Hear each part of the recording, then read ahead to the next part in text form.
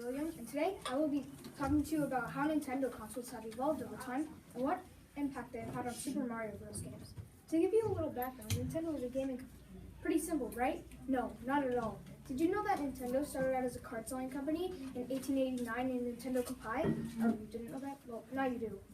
So yes, like I just said, Nintendo Kopai sells cards, but what kind of cards? Nintendo Kopai sells Hanafuda cards. Hanafuda cards are Japanese playing cards with creative art on them, only sold in Japan. And later, Nintendo just started making normal playing cards too. A few years after this, Nintendo decided to one up their entertainment and decided that they wanted to start making toys, but they still needed a toy to launch their business. Luckily, Fusharo Yamauchi, the founder of the company, found an amazing toy by Gunpei Yokoi called the Llama.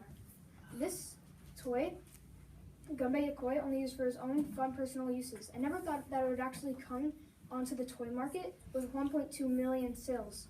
And even a game that was just released a few days ago is based off this one toy called ARMS. A few years after this, Nintendo decided to one up their entertainment once again and decided that they wanted to start making video games. So now they finally did make a video game, and this was an arcade game. It was called Radarscope. Some of you might be familiar with this, but did you know that it actually didn't do that well in sales? Nintendo only sold 1/3 of their supply, and there were still 2,000 arcade games of Radarscope still unsold and still in the warehouse. Now Nintendo needed a replacement for this game, and they needed it fast. Luckily, Fusharo Yamauchi, again the founder of the company, looked through his whole company and searched to find some kind of unexpected discovery of a designer. And discovery he found Shigeru Miyamoto. Shigeru Miyamoto was a staff artist at the time and was not recognized at all, but Fusharo Yamauchi had some faith in him. So he started to tell Shigeru Miyamoto about his plans for the future game and how he wanted the game to be based off a movie being produced in Hollywood at the time called Popeye the Sailor Man. He liked this movie so much because it featured 3 main characters, one a hero, one a damsel in distress, and one a villain. Sadly, Nintendo was not allowed to use these characters because they didn't have the rights. But fear no more, Shigeru Miyamoto had a plan.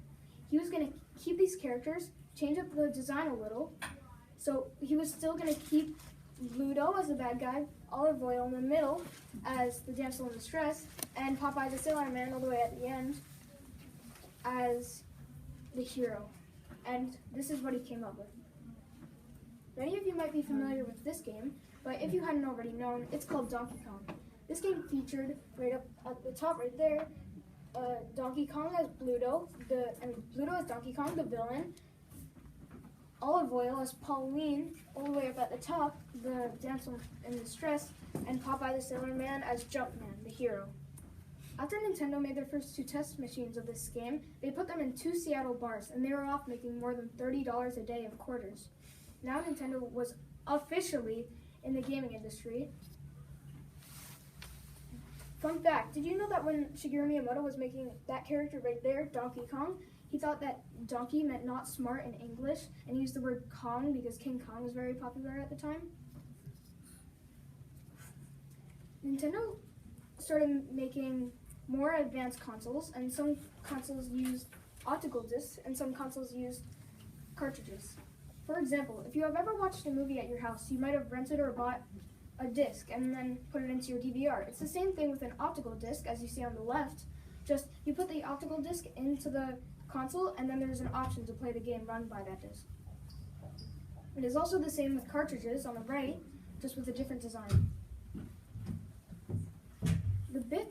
The bits in a console are also very important. For example, the more bits you have, the better the graphics, the less lags, and the better the game.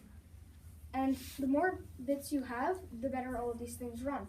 For example, the NES, released in 1987, had only 8 bits, and it did not really could not really handle very high graphic 3D games, but it could handle games like Super Mario Bros. Dot, the original Super Mario Bros. Game, the Legend of Zelda, and The Adventure of Link. These games were all pixel art, had some random lags, and overall, for now, they wouldn't really be the best top high quality games, but they were pretty decent for their time. A little after this, Nintendo kept on making more and more consoles until the N64. This console might sound like it has a weird name, but N64 actually stood for Nintendo 64 bits. Yes, this console had 64 bits, and this meant that it could handle games like Super Mario 64, a mind-blowing 3D amazing game for the time, and also The Legend of Zelda Ocarina of Time. Again, mind-blowing, 3D, amazing, less lags. The design of Nintendo consoles has also changed over time in many different ways. One of those ways is if the console is for a family or just for one person. For example, on the right, if you see right there, it says the family computer. This console was released in 1983. The original version of the NES only released in Japan. This console was meant for the whole family to play and enjoy together. Yep, like Shigeru Miyamoto, the inventor of Donkey Kong, Super Mario Bros., and The Legend of Zelda, likes to talk about how he loves a console that the whole family can play together and enjoy together. Yet there are other consoles, for example, the DS series, where it's only meant for one person to play, yet you can connect with other people through Street Plaza and wireless play. Another way that the design of Nintendo consoles has changed over time is the design of the gameplay. This means that if the console has two screens or not, as you can see with the Wii U, this has two screens. And believe it or not, but when you turn off the TV, the gamepad will still be running and the Wiimote will still be connected to the gamepad. Pretty interesting, right? Yet with other consoles, like the Nintendo Switch, you could either play one or the other. You might have seen this console on some commercials recently because it's a new console. But unlike the Wii U, you can either play on handheld or tabletop mode, as you see on the right, or just on the TV, as you see on the left. One last way that Nintendo console design has changed over time is if the console is a home console or a portable console. For example, the Game Boy Pocket was a smaller version of the Game Boy that you could fit into your pocket more easily, of course, but it was also meant to embrace that feeling of how the Game Boy is a portable console. Yet, other consoles like the Wii are meant for you to set up at your house and stay there. Nintendo controllers have also changed over time in many different ways. One of those ways is pretty much how you play the game, or how the controller is set up and how comfortably it is able to play. For example, the NES controller, as you see here, was the first controller to have the directional pad on the left and the A and B buttons on the right. The N64 controller was the first to have the 360-degree thumbstick, as you see right there, and the Wii controllers were the first controllers to have motion controls on the end right here that connected with the top of your TV. Nintendo controllers often affect how you play Super Mario Bros. Games, and this is shown in the N64 controller. And this controller was a big, like multiply that by 1,000 and you still will be almost halfway there, flaw. This controller had 3 bottom handles for some reason. The 360-degree thumbstick in the middle right there was hard to reach, and the buttons were in awkward positions. Many kids were trying to use the palms of their hands to move the 360-degree thumbstick right in the middle there, and it wasn't really working out for them. They started getting hurt, they started getting blisters, friction burns, cuts, and one 15-year-old, after playing with this controller from 15 to 20 minutes long, got a 2nd-degree burn. Super Mario Bros. Games are also often affected by the story and how the whole story starts in the first place, how this whole catastrophe happens in the first place, how Princess Peach or Toadstool gets captured, like she always does, like 7 times. So, these stories can get a little silly at times, but that's just Shigeru Miyamoto's creativity. So, the first Super Mario Bros. Games, released in 1983, Super Mario Bros. Dot for the Famicom, started off as the evil Koopa tribe attacked the Mushroom Kingdom and turned all the innocent mushroom people into bricks, stones, and lucky blocks, etc. Princess Toadstool, as you can see all the way down there to the right, is the only one who could reverse this curse, but she can't because she got captured by King Koopa himself. Oh no. Now it's Mario's turn to step up and try and save her. And eventually he does on level 8-4 if you stick to the game. It is a very, very, very hard game.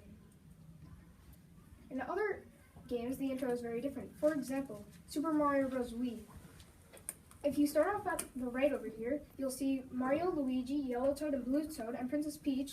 They used to be enjoying Princess Peach's birthday in the castle, but out of nowhere, a giant cake comes out randomly, and then all these bosses jump out that you fight later in the game, throw the cake on top of Princess Peach, run away outside of the castle, throw the cake. Somehow they have that strength to throw it onto a giant airship all the way like in the sky and float away with Princess Peach. Yeesh, this one is long.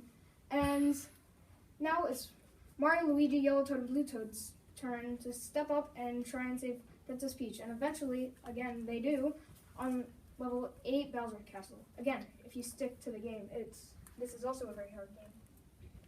Super Mario Bros. Characters have also changed over time in many different ways. One of those ways is how they think or treat each other. For example, in the Brotherhood of Mario and Luigi, Luigi is the younger of the two, so usually he's known for standing behind Mario's shadow. But fear no more, Luigi now has his own game called Super Mario, cross that out, Luigi Bros. U. In this game, you can play as Mario, Luigi, Yellow Toad, or Blue Toad. Luigi Nabbit, Yellow Toad, or Blue Toad. Not Mario. No Mario.